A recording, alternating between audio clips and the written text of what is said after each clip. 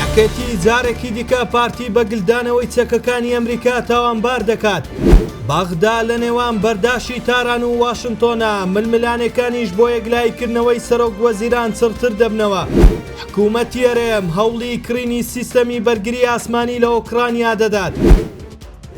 دوای ئەوەی دوێنێ وتەبێژی حکوومەتی هەرێم هێرشی کردە سەر بافڵ تاڵەبانی لەسەر ئەوەی لە دیدارێک گومانی خستە سەر ئەوەی چەکەکانی ئەمریکا لەلایەن پارتیەوە دەستی بەسەردا گیراوە. پێشەوە هەورامانی ڕایگەیان سەرۆکی ئەو حیزبە مافی ئەوەی نییە لە جیاتی دەستگا فەرمیەکان قسە لەسەر دۆسیەی چەکەکان بکات و قسەکانیشی ناڕاست بن. ئەمڕۆ لە تیڤنێروەی ئەندامی سەرکردایەتی یەکێتی ڕایگەیان لابڕی بێڕێزیکردن بە یەکێتی وەڵامێکی فەرمی ئەمریکا بدەنەوە. وتیشی ئەمریکا دەستبەرداری کەسی دزینی چەکەکانی نابێت و دەبێت بەڕوونی وەڵامیان بدەنەوە. پێشتر دۆناڵد ترامپ هەڕەشەی لەو لایەنە کرد کە چەکەکانی گلداوەتەوە بەبێ ئەوەی ناوی هیچ لایەنێک بهێنێت. تا ئێستا باسی لەوە کردووە لایەنێکی کوردیە.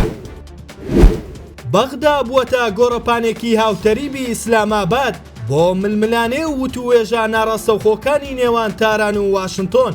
بەهۆی ناکۆکیەکان شەوی ڕابردوو چوارچێوەی هەماهەنگی جارێکی دیکە شکستی هێنا لە یەکلایکردنەوەی پۆستی سەرۆک وەزیران.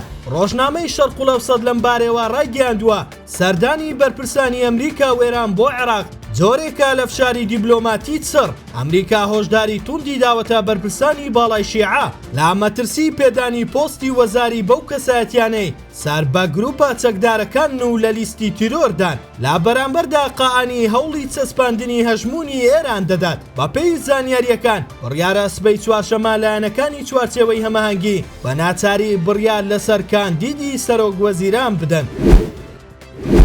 باگوێرەی راپۆرتێکی ماڵپەڕی ئەمواژ میدیا حکوومەتی هەرێمی کوردستان بەهۆی بێئومێدبوونی لە هاوکاریەکانی ئەمریکا ڕووی کردووەتە ئۆکرانیا بۆ کڕینی فڕۆکەی بێفرۆکەوان و سیستەمی بەرگری ئاسمانی. بارپرسێکی وەزارەتی پێشمەرگە بە ماڵپەڕەکەی ڕاگەیاندووە کە ئامانجیان پڕکردنەوەی ئەو بۆشایە ئەمنیەیە کە لە دەرەوەی هەولێردا هەیە بۆ پاراستنی بنکەکانی پێشمەرگە کێڵگەنەوتیەکان و ژێرخانی وزا لە هێرشە درۆنی و موشەکیەکان. ئەم هەنگاوەی هەولێر دوایەوە دێت کە بەرپرسانی هەرێم ڕەخنەی توندیان لە واشنتن گرت بەوەی ڕێگرە لە بەردەم کڕینی کەرەستەی بەرگری بۆ پاراستنی ئاسمانی کوردستان.